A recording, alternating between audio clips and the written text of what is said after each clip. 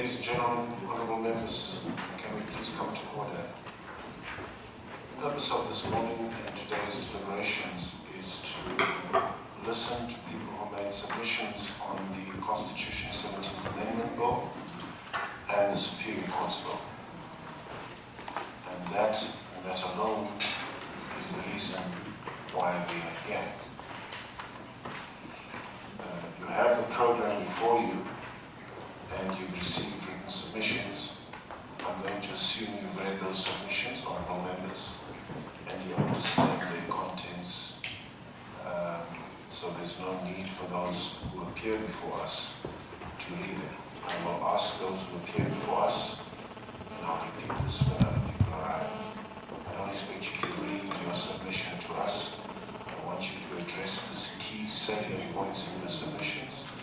And when you're done with that, I will allow members of Parliament to address you on your submission, and that will be in the form of questions and comments.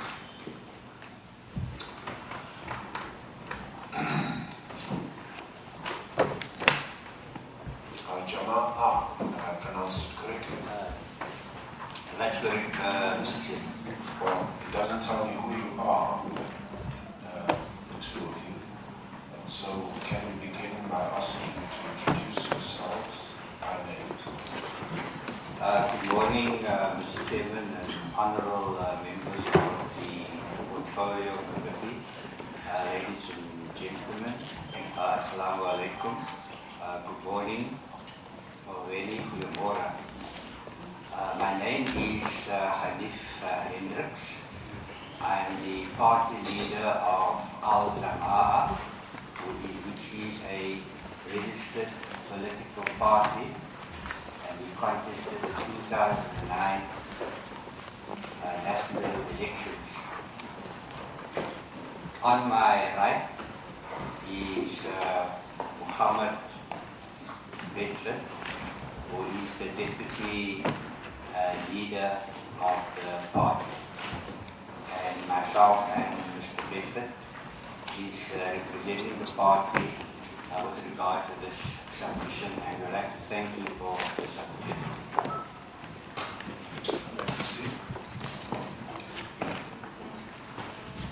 Mr. Chairman, our written submission, I hope you had time to read in spite of your hectic schedule, puts the case for a separate court to judge Muslim marriage matters and give legal consequences for Muslim marriages.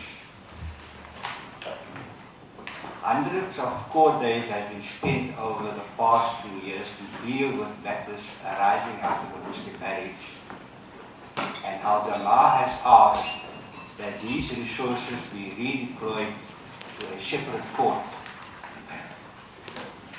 Mr. Chairman, the idea for a separate court came from the South African Law Reform Commission under the chairmanship of Chief Justice Ismail Mohammed more than a decade ago, and is still valid today. So the position of the party is that there must be judicial muster for such a court. The manifesto promise of our party in the 2009 election was for a separate court. Let me stop you there, please.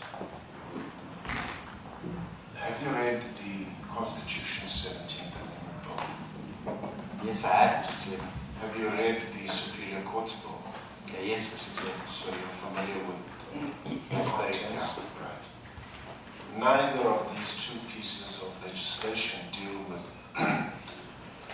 Muslim marriages or a separate courts for those marriages.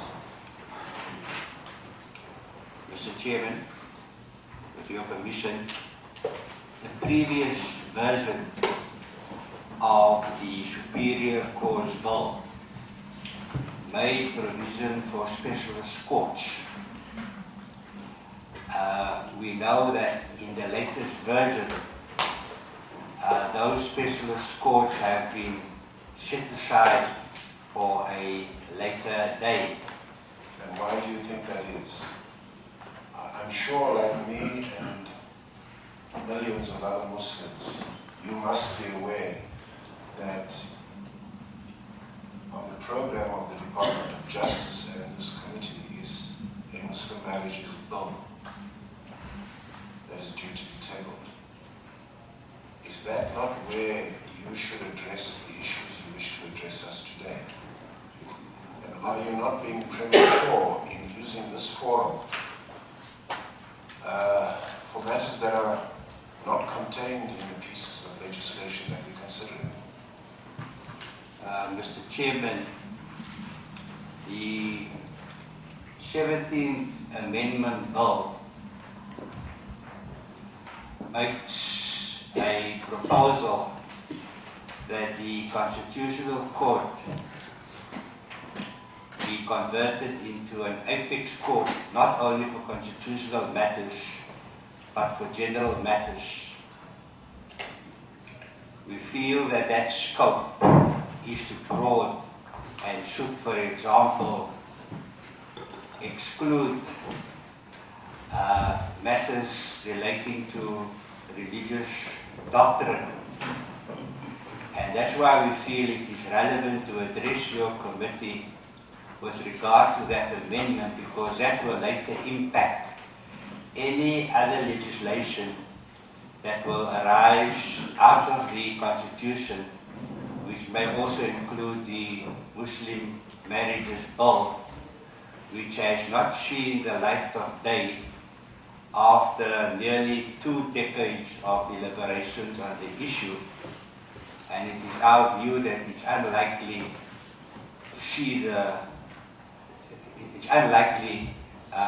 to make any progress. So while the Muslim Marriages Bill is in the domain of Parliament, we feel that we do not want to be in a position, if it does come before the Portfolio Committee and Parliament, that we have not provided an enabling environment for some of the proposals that the community may have. That's why we propose an amendment to the conversion of the Constitutional Court to an apex court dealing with all general matters. As far as the issue of the separate court is concerned, we feel that the Superior Courts Act must create the space for such a court, so that if the Muslim Marriages Bill does see the light of day in the future, that there is an enabling environment to take that particular matter forward. So, with respect, Mr. Chairman, we feel that our submission is very, very relevant, and the 2 bills goes to the heart of addressing some of the very serious issues in our community. You may proceed, but please, if at any stage I feel you are straying from the matters before us, I will call you to order.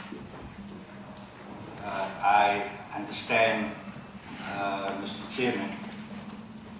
I would like to continue by repeating that it is our view that there must be judicial muster for such a court. And I'm pleased to say, Mr. Chairman, that this submission has the support of some very important institutions in our community, like the MJC and the Majlis Shura Islami.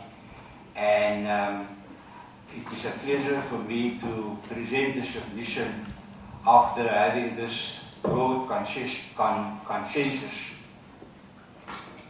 Mr. Chairman, Muslims have over a 300-year history in South Africa. And his founding father, Sheikh Yusuf, is a South African national hero who has been honored as a companion of Oliver Tambo posthumously. Muslim family law has been practiced in South Africa for centuries, in spite of its marriages being considered illegal and invalid by the state. The South African Law Commission, after engaging with the best legal, religious, women and community minds in the Muslim community, determined a decade ago that the ideal way to give legal consequences to Muslim marriages is a separate court. Now this, Mr. Chairman, was not possible in the early days of a democracy because of a negotiated settlement, limited state resources, and a court structure that was not aligned to the Constitution, and even a Constitution out of its depth when it comes to religious freedom. Government has also taken often a sectoral and short-term view of its many challenges, including addressing this imbalance of the past. To show its support for religious freedom, the Constitution must guarantee all religious communities the right to practice its marriage laws without judicial and state interference. And where religious doctrinal determinations differ with provisions in the Constitution, these determinations should trump the Constitution. With respect, Mr. Chairman, reasonable accommodation as stated in the Constitution is just not good enough. A separate court is long overdue, and we ask you to accommodate it in the Superior Court's Bill and the 17th Amendment. The separate court will not be out of place in a South Africa that has been tolerant of the courts of state-recognized chief courts. And Mr. Chairman, there are other examples of living customary laws. President Zuma put in place a National Planning Commission so that plans can be put in place for communities to get what they want by 2030. For the Muslim community, this would include the separate court.